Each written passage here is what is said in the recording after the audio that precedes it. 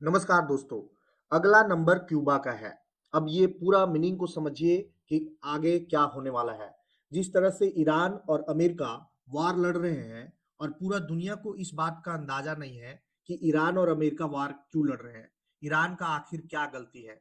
Iran इस क्या इतना बड़ा क्राइम कर दिया है कि उसको पूरा 40-50 जो बड़े लीडर्स थे ईरान के, वो सभी मारे जा चुके हैं। आखिर अमेरिका चाहता क्या है पूरा वर्ल्ड में? अमेरिका क्या दिखाना चाहता है? और जब से अमेरिका के प्रेसिडेंट ट्रंप बने हैं, तब से लेकर अभी तक जब से बने टैरिफ वार स्टार्ट किए, सभी पूरे वर्ल्ड में टैरिफ टैरिफ टैरिफ का वार स्टार्ट किए। उसके बाद ट्रंप जो है वो एक देश पर एक एक करके सभी देश पर सत्ता परिवर्तन करना स्टार्ट कर दिए। जिस तरह से बांग्लादेश, श्रीलंका, पाकिस्तान, नेपाल में सत्ता परिवर्तन हुआ, जैसे वेनेजुएला में सत्ता परिवर्तन हुआ, जिस तरह से वेनेजुएला के राष्ट्रपति निकोलस मादुरो को उठा लिया गया और अमेरिका बंदी बना लिया, जिस तरह से ईरान पर अटैक किया जा रहा है और ईरान के supreme leader Ayatollah Ali Khamenei की को मौत के घाट सुला दिया गया। इससे जग जाहिर होता है कि अगला नंबर फिर कोई ना कोई देश का हो सकता है और ट्रंप का एक बयान से साफ संदेश मिलता है क्यूबा को कि अगला नंबर जो है वो क्यूबा का है। अब हम लोग पूरा अच्छे से जानेंगे कि अगला नंबर क्यूबा का क्यों आने वाला है। आखिर ट्रंप क्यूबा से क्या चाहते हैं और ट्रंप का माइंड में क्या चल रहा है? क्या ईरान के साथ में वॉर जीत गए हैं ट्रंप? तो इसका आंसर है बिल्कुल भी नहीं। लेकिन हाँ, ईरान को जितना बर्बाद करना था, ट्रंप ने उतना बर्बाद कर दिया है। आज का टॉपिक ये है कि अमेरिकी राष्ट्रपति ट्रंप ने एक बड़ा बयान देते हुए कहा कि अब अगला नंबर क्यूबा का है। यह बात उन्होंने शुक्रवार को मियामी में एक बिजनेस समिट के दौरान कही। ट्रंप ने हालांकि साफ तौर पर यह नहीं कहा कि क्यूबा के खिलाफ उनका अगला कदम क्या होगा, लेकिन उन्होंने इशारा किया कि जरूरत पड़ी तो सैन्य ताकत का इस्तेमाल भी किया जा सकता है। क्यूबा आर्थिक संकट से जूझ रहा है। ट्रंप का यह बयान ऐसे समय में आया है जब क्यूबा गहरे आर्थिक संकट से जूझ रहा है। वेनेजुएला से तेल सप्लाई बंद होने के बाद वहां ईंधन की भारी कमी हो गई है, जिससे हालात और खराब हो गए हैं।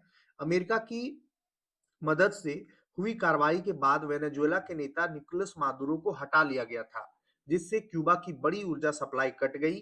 ट्रंप पहले भी कह चुके हैं कि क्यूबा की सरकार गिरने के करीब है और उन्होंने फ्रेंडली टेक ओवर, दोस्ती के नाम पर कब्जा की बात भी कही है। यानी कि ट्रंप चाहते हैं कि हम क्यूबा पर कंट्रोल करें, क्यूबा पर हमारा मन मर्जी का सरकार हो। इस महीने की शुरुआत में उन्होंने कहा था कि यह फ्रेंडली टेक ओवर हो सकता है। उन्होंने यह भी कहा कि उन्हें सम्मान मिलेगा अगर वे किसी रूप में क्यूबा को अपने नियंत्रण में ले लेते हैं तो। व्हाइट हाउस में पत्रकारों से बात करते हुए उन्होंने कहा कि वे क्यूबा को आजाद कर सकते हैं या अपने कब्जे में ले सकते हैं और उनके पास कुछ भी करने को चाहते हैं। इस तरह से क्यूबा से बातचीत जारी है। हालांकि इतनी सख्त बातें कहने के बावजूद अमेरिकी अधिकारियों का कहना है कि बातचीत के रास्ते अभी भी खुले हैं और क्यूबा के नेताओं से बातचीत जारी है। क्यूबा के राष्ट्रपति मिगुएल दियाज कैनल ने भी माना कि अमेरिका से बातचीत हो रही है। उन्होंने संकेत दिया कि टीम को समझने के लिए क्यूबा बातचीत करना चाहता है, जबकि अमेरिका का दबाव बढ़ता जा रहा है। कुल मिलाकर ट्रंप का क्यूबा पर फोकस दिखाता है कि उनकी विदेश नीति अब ज्यादा आक्रामक और सीधे संदेश देने वाली हो गई है। इस तरह से पूरा का पूरा तेल सप्लाई जो है अमेरिका ने रोक दिया है। असल में अमेरिका पहले से ही क्यूबा पर दबाव बना रहा है। जनवरी से अमेरिका ने क्यूबा को हो रही तेल सप्लाई को लगभग रोक दिया है। दूसरे देशों को भी चेतावनी दी जा रही है कि वे क्यूबा को तेल ना दे। हाल ही में अमेरिकी कोस्ट गार्ड ने कोलंबिया से क्यूबा जा रहे एक तेल टैंकर को भी रोक लिया है। इसका असर क्यूबा में साफ दिख रहा है। 9 जनवरी के बाद से वहां कोई बड़ा तेल सप्लाई नहीं पहुंची है। वहां हालात तेजी से खराब हो रहे हैं। क्यूबा के ब्लैक मार्केट में पेट्रोल करीब $35 प्रति गैलन तक पहुंच गया है। रोजाना बिजली कट हो रही है। सोमवार को पूरे देश में ब्लैकआउट हुआ। अस्पतालों में सर्जरी चल रही है, दवाइयों की कमी हो रही है और खाने की समस्या बढ़ रही है। इन हालात में क्यूबा की सरकार पर दबाव बढ़ रहा है। ट्रंप के बयान से यह साफ होता है कि वह क्यूबा को सिर्फ राजनीतिक नहीं बल्कि कारोबारी नजरिए से भी देख रहे हैं। वह पहले से ही इस द्वीप में निवेश की संभावना देखते रहे हैं। 1998 में उनकी कंपनी ने चुपचाप क्यूबा का दौरा कराया था। 2011-12 में भी उनके संगठन के लोग वहां गोल्फ कोर्स बनाने की संभावनाएं देख चुके हैं। 2016 के चुनाव प्रचार के दौरान भी ट्रंप ने कहा था कि क्यूबा निवेश के लिए अच्छा मौका हो सकता है।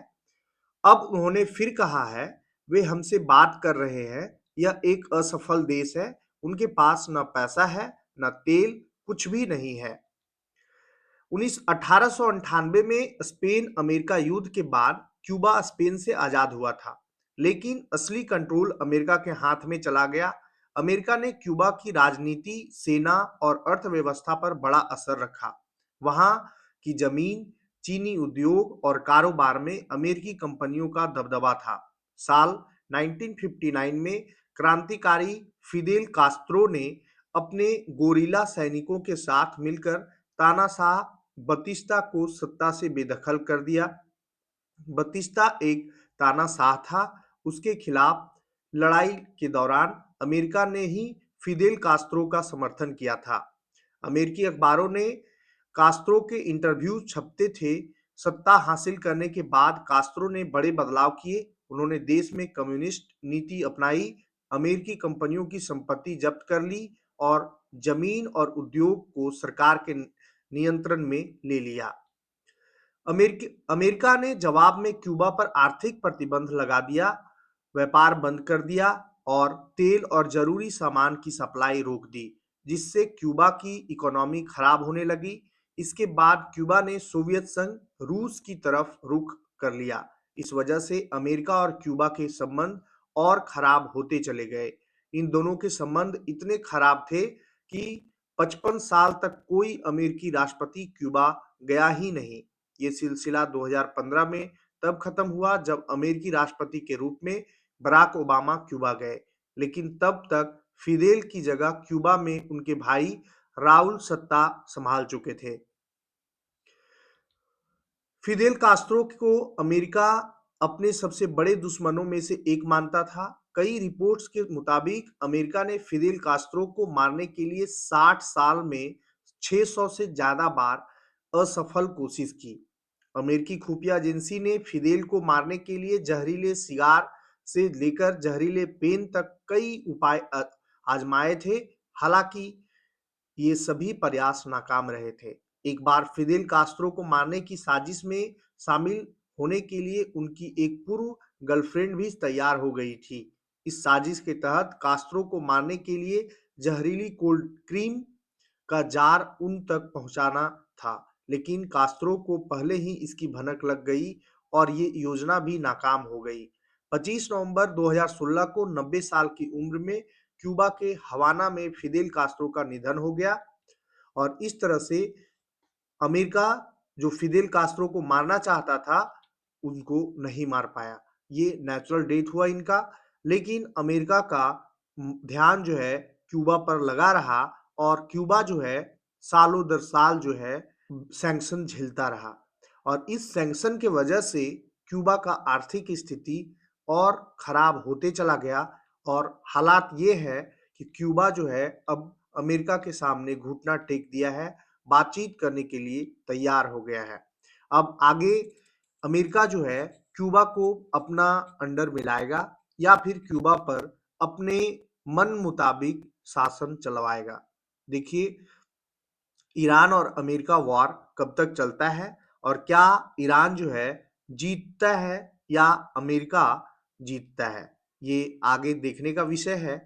लेकिन फिलहाल जिस तरह से ईरान अमेरिका के नाक में दम किया है, इससे जाहिर होता है कि अमेरिका केवल अंदर से खोखला है, केवल ऊपर से ये पावर दिखाना चाहता है और पूरे दुनिया में अपना डॉलर चलाना चाहता है।